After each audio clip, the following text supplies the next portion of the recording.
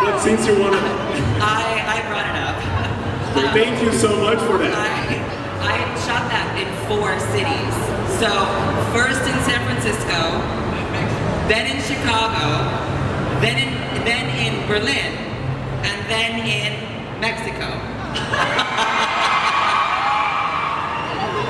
So 4 times, that was the max. But yeah, I mean, I'll shoot something in San Francisco and then have to shoot it again in Berlin or in Korea. It's fantastic because it gives us as actors the opportunity to explore different emotions and think about the scene in a different way, because sometimes they're shot months apart.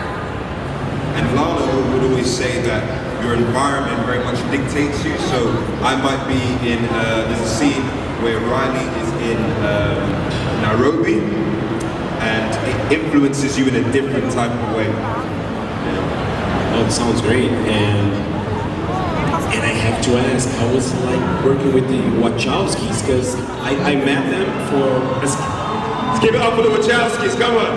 Without them, Wachowskis! I've interviewed a lot of people in 15 years that I'm doing this, but the Wachowskis, I'm not just saying that, they were the best interview of my life. It's great, we talk about philosophy and poetry and arts. It must be incredible working with them. Yeah, and they share some stories. Or they cover the whole spectrum of like all the different human emotions, and they're very poetic in the way they put this together, but also very visceral. You know, the action is very... One of the entire team, I mean, it's mind-blowing how smart and generous and kind they are. Any question I had about Nomi or a situation, even if it was so far from anything, they had an answer. They have thought of everything about these characters. There's so much love and time and thought put in to every single one of us. And the love that I feel from them is just boundless. It's incredible. It's like the love I'm feeling in this room from everybody.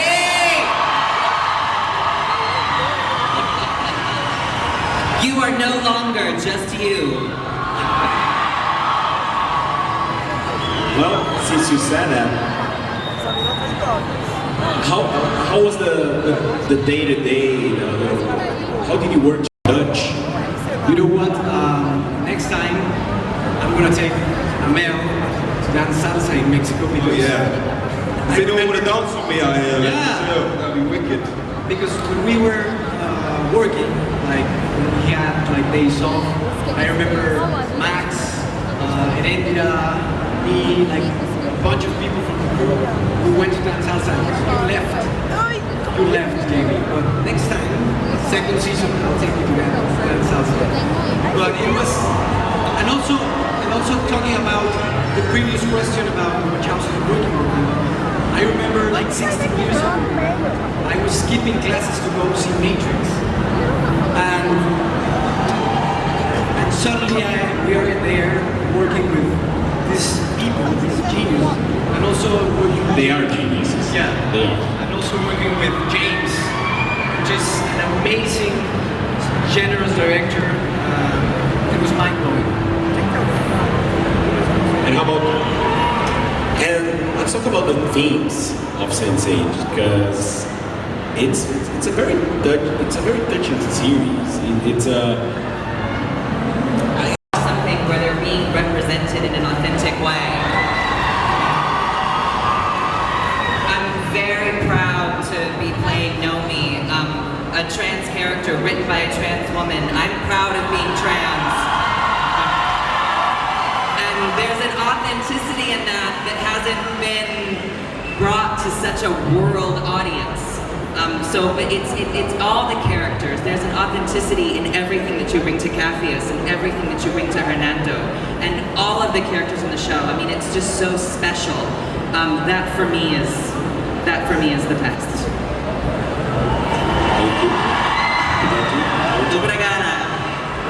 Yo creo que lo más especial de haber hecho Sense8 es, como dijo Jane, es la honestidad y cómo la gente conecta con esta historia. Es increíble poder estar aquí en Brasil y ver cómo la gente conecta, y a pesar de que hay grandes contrastes en cuestiones de cultura, de nacionalidad, al final de cuentas todos estamos encerrados en una misma burbuja que se llama Tierra, y todos tenemos que respetarnos porque, como dice la hipótesis y el lema de la serie, I am we. Entonces, eso. Well, actually, see, it's really funny because here in our production company, we use it's a motto. It's similar. It's we're all geeks. We're all geeks. It's like we're one super geek. Like look at us. This is us. You know, this is Comic-Con experiences. And you have something. What's your geekiest thing? Are you a fan of Netflix, Marvel's Daredevil? My geekiest thing is, I mean, if the music comes on, I just love to dance to anything. I geek out to that. I put that on, I run up and down, and I think those are my geeky things. Except for salsa. Salsa, I've not learned that yet. I need a good lesson. You have to go to Mexico, man. How about you, Jamie? So you're a Daredevil fan? I'm Daredevil, and I freaked out when I met Kristen Ritter.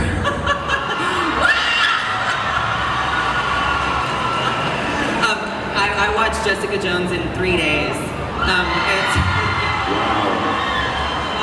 The same with Daredevil, and there are so many shows on Netflix that I love, like Bloodline and River and Master of None and Sense8, bitches! I'm a total geek for binge watching. How about you? You know, I was in Mexico 3 days ago, and I was cutting some carrots, and I was singing the Star Wars theme. And I said, shit, I'm excited. The 17th of December is going to be great. So, We're all very excited. Yeah, so we're very excited, I have to say. And yeah, and speaking of the Netflix shows,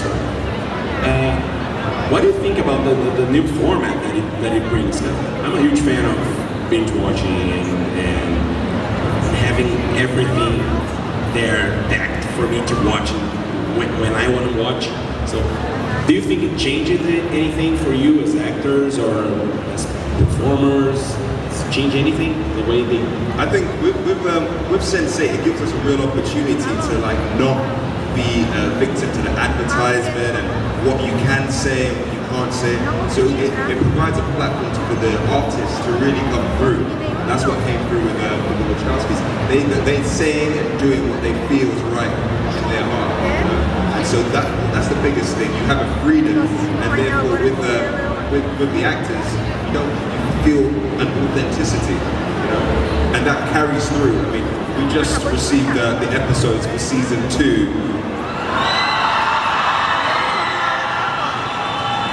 It's looking really good, y'all. It's looking really good. How about you? I would say that Netflix is a platform that is revolutionizing the way of we're watching contents right now. And especially talking about Sense8. I mean, the Wachowski, they just revolutionized the way of making cinema. And this story is also revolutionized 100%. So being part of this new platform, of this new revolutionized story, I mean, I feel great. It's an honor to be here.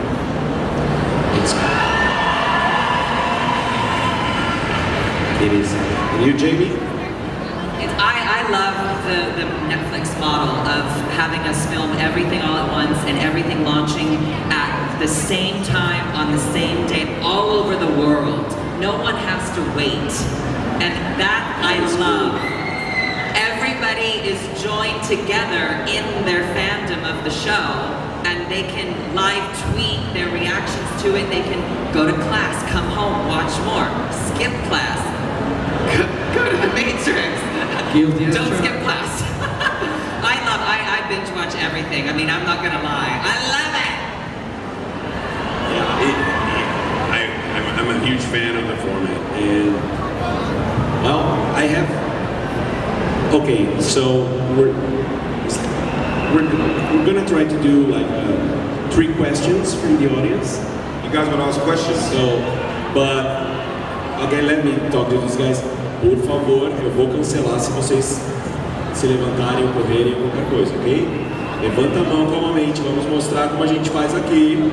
Perfeito, obrigado. And now, Amel, if you could choose someone. Someone got a good question. This lady right here. With the purple hair? Purple hair. What? Purple hair? Yeah, right? I'm a huge fan of you guys. I watched the series twice already. My question is, what was your reaction, all of you, when you received the script and the story, what it's like? Did you understand it at first, or you had to read it to the end? Because I try to explain to all the people that haven't seen it, that it's great, but they don't quite get it, you know, the whole concept of how it works.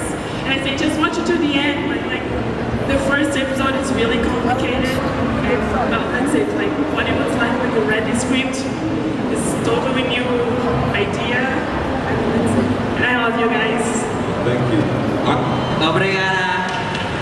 When I first read the script, I felt kind of how the audience feels when they start reading episode 1. It's like, okay, what's going on here? I was immediately fascinated by all the different characters and the different places I would be traveling to, the scope of what the story was saying. But I think everyone should get to episode 3. Once you get to episode 3, tell them, get past episode 3 and it will be a lot. You know, that's what happened to most of the people that I know. They were like, okay, I'm in. But when I received the news that I got the job and all that, I was ecstatic because I was like, wow, I'm British, playing obviously a Kenyan. And so to play that and to experience that culture for the first time was wonderful. It was really wonderful. Thank you. Jamie, could you pick one? I want to pick someone from the back. Someone in the cheap seats. Who's got a question? You holding the hat or whatever. What are you holding? You. Yes, you. Okay, that's great because he has to walk a little bit. Come on. Run, yellow, run. Go.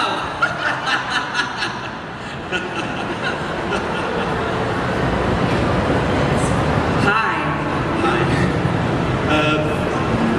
Vou falar em português. Pode falar em português. Posso falar em português, por favor? Mas faz uma pergunta curta, senão eu não lembro. Minha cabeça tá. Okay, we're gonna make it work. Okay. Good. Como é para vocês interpretarem personagens com características tão específicas em questão de racismo? Um negro, uma trans, um gay, e como vocês se sentem representando essas pessoas? Essas.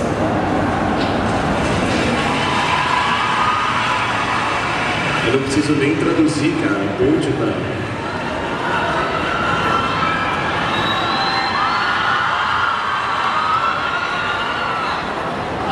It's an honor. I mean, it's an absolute honor to be representing my community and a community that's been underrepresented and misunderstood for so long.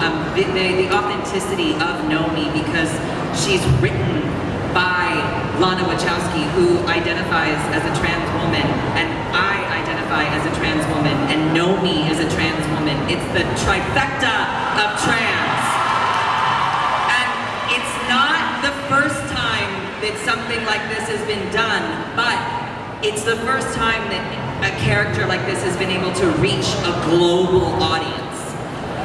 So, I do not claim to be the first, but I do love the reach that Nomi has in showing the world that love does not always look like what you were taught it's supposed to look like.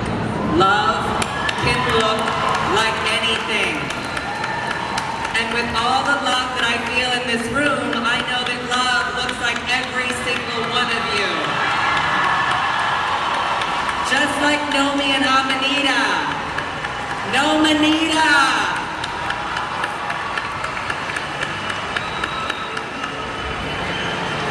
Obrigada for the question. Te amo. Where did you go? Te amo. E nossa última pergunta, pódio. Red over there. The red, yes. Sí, Red, vermelho. vermelho ali. Eso.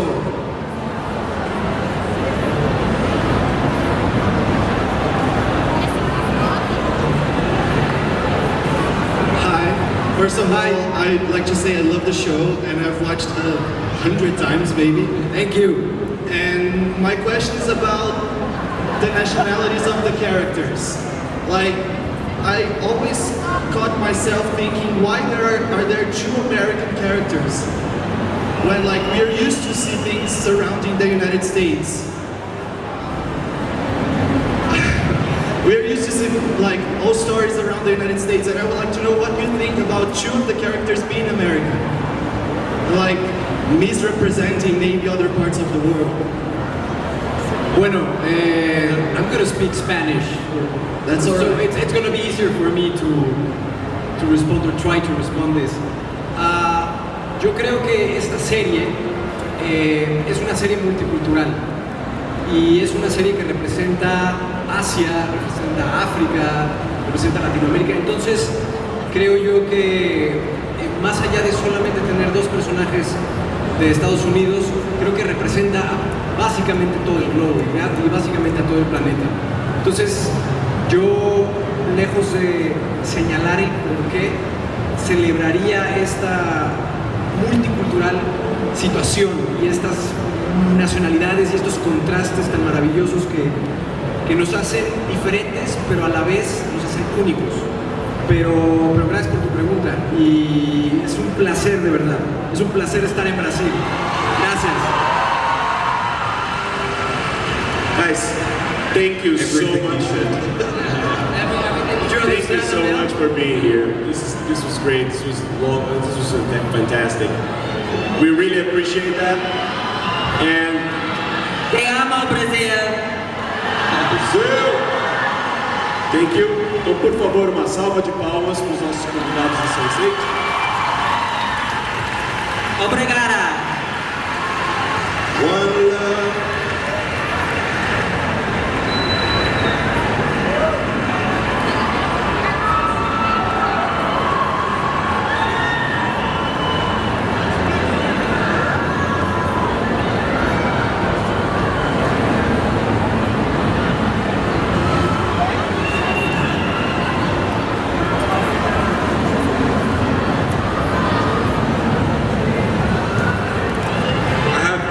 Question when this is done.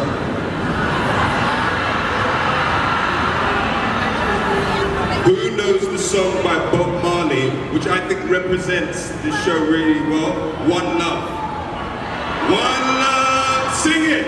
One heart, let's get together and feel alright. As we said in the beginning, one love, one.